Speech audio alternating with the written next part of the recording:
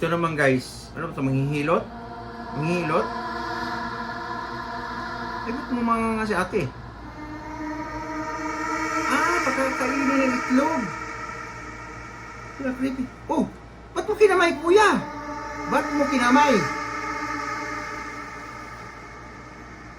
Naman ay, batawan mo na.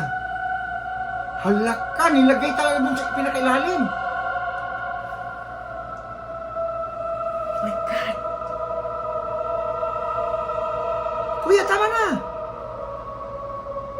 Tama na kasi. Ano ba yun? Ano ba yung... Ano yan? O kinain ka na to eh. Kinagat ka na. Kinagat ka na talaga.